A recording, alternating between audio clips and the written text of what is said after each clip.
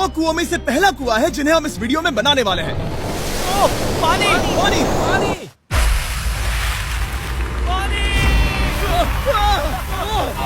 आपने अभी अभी केन्या के एक छोटे से गांव को पीने के पानी का अनलिमिटेड सप्लाई मिलते हुए देखा, वो भी सिर्फ 1 सेकंड में। अभी एक कुआं बना है और 99 बाकी है। आपको ये वीडियो बहुत पसंद आएगा। इन 100 कुओं को मिलाकर 5 लाख से ज्यादा लोगों को पीने का ताज़ा पानी मिलने वाला है। केन्या की इस साइट पर कुछ कुएं बनाने के बाद हम नाइरीरी स्कूल सिस्टम के साउथ में गए और कह सकते हैं कि उन्हें हमसे मिलकर बहुत खुशी हुई। क्या हाल है? मैंने ऐसा नहीं सोचा था। स्वागत के लिए शुक्रिया। समझ नहीं आता कैसे रिएक्ट करूं। बहुत बहुत शुक्रिया दोस्तों। हमारे आने पर इस गांव ने हमारा जोरों से स्वागत किया और नोलन इसमें थोड़ा खो गया। नोलन जैसा अजीब इंसान मैंने कभी नहीं देखा और ये मेरी गलती नहीं है। और फिर वहाँ का स्कूल देखने के बाद ये रहे हमारे मेहमान। क्या हाल है? दिन अच्छा बीत रहा है ना? सबसे मिलकर अच्छा लगा। एक टीचर ने मुझे दिखाया कि स्टूडेंट्स कहाँ से पानी पीते हैं, जो कि एक बहुत ही अनसेफ नदी से आ रहा था। तो आपके स्टूडेंट्स यहीं से पानी पीते हैं? हाँ ये बुरी बात है। हाँ, स्टूडेंट्स हमेशा डायरिया जैसी बीमारी, टाइफाइड जैसी बीमारी की कंप्लेंट्स करते हैं क्योंकि वो ऐसा पानी पीते हैं। तो हाँ। हम कोशिश करते हैं, पर देख रहे हो ना, अब क्या कहा जाए। पर क्या करे, जिंदगी तो जीनी ही है और पानी तो सबको चाहिए होता है। जाहिर है कि इनकी हालत सच में बहुत खराब है। असुरक्षित पानी पीने से इन बच्चों की जिंदगी बहुत कम होती जा रही है, पर कम से कम इस गांव की मदद करने की हम पूरी कोशिश करने वाले हैं। क्या पता ये मुझे फिट आएगा या नहीं। मेरा सिर बड़ा है। देखते हैं पानी मिलता है या नहीं। ओह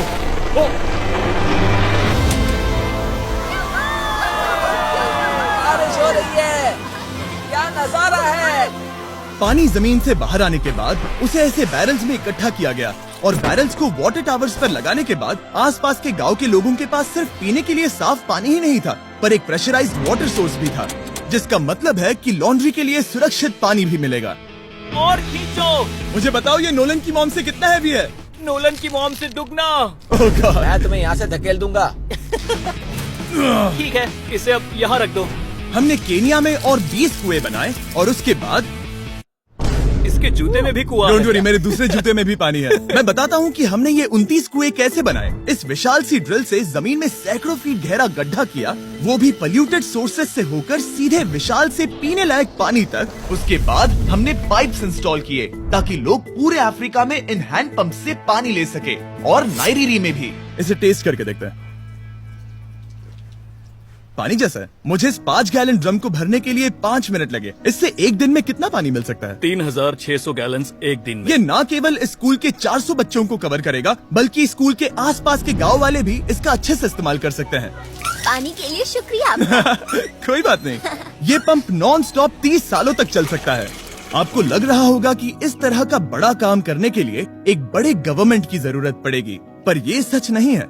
ये प्रॉब्लम सुलझाना बिल्कुल मुमकिन है और ऐसी चीजें करने के लिए इंसानियत को आगे आना ही चाहिए। आपकी कामयाबी का राज क्या है? सच कहूँ तो ऐसा कुछ खोजो जो तुम्हें करना पसंद है, उसे लंबे समय तक करो और तुम्हें कामयाबी जरूर मिलेगी।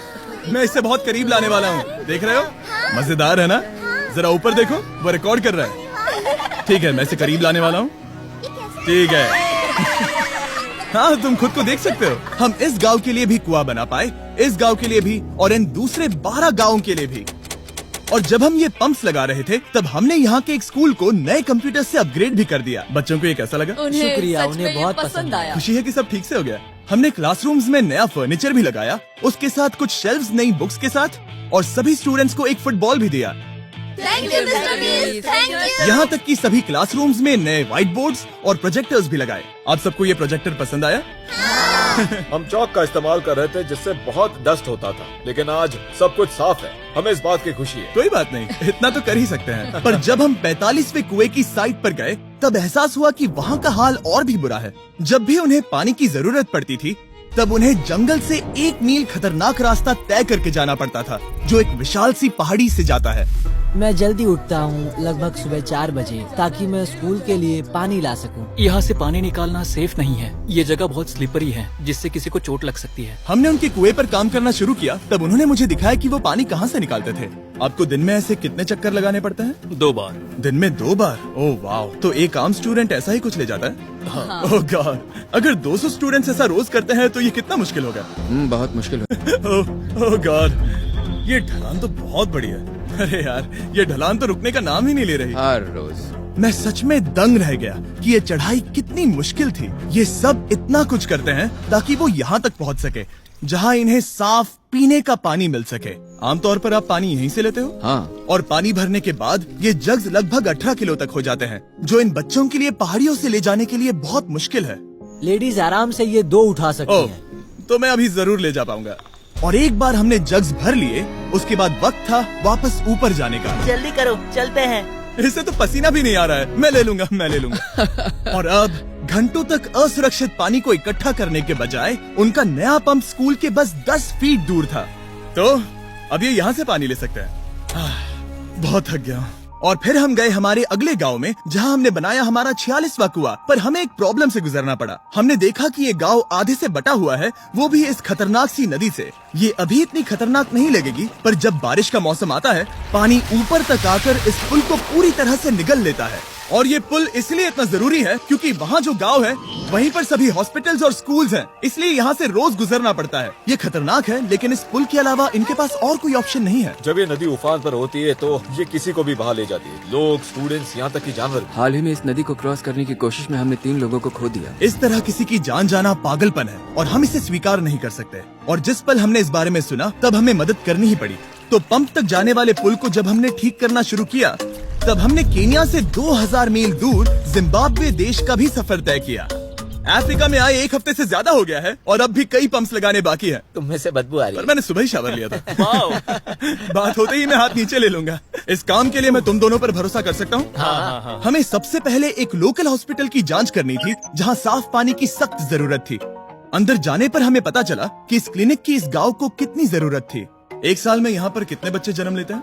1 महीने में करीब 50। इसका मतलब 1 साल में पूरे 600। वाह!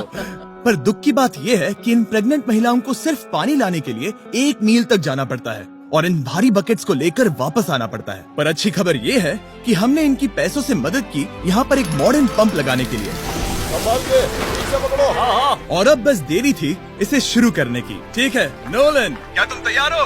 मैं तैयार हूँ। ओवर। मुझे एक ड्रामेटिक जूम इन दो। नोलन, मैंने बटन दबा दिया है, ये काम कर रहा है? पानी आ रहा है। आप जाकर चेक करना चाहेंगे? हाँ। वहाँ पर? हाँ, चलो चलिए, चलते हैं। लोगों को पानी मिलता देख मुझे आखिर बहुत अच्छा खुशी हो पानी रही मिल ही है। गया। ये सच में कमाल की बात है। हमारा नोलन एक प्रोफेशनल डांसर है। हाँ। यकीन नहीं हो रहा, मैं डांस कर रहा हूँ। वो कर क्या रहा है? ओह गॉड, सॉरी, मैं नहीं चाहता कि आप इसे और देखें। साफ पानी मिले ये पक्का करने के अलावा इस गांव में बहुत से स्टूडेंट्स को ट्रांसपोर्टेशन की भी दिक्कत थी, तो हमने इन सबको नई साइकिल्स देने का फैसला किया। बच्चे बहुत ज्यादा हैं, पर हमने साइकिल्स भी उतनी ही खरीदी हैं। सच बताऊं तो मुझे साइकिल चलाना नहीं आता। जिमी को सिर्फ साइकिल देना आता है। कभी इसे चलाना नहीं सीखा। तो चलो हम एक रेस लगाते हैं। 3, 2, 1, गो!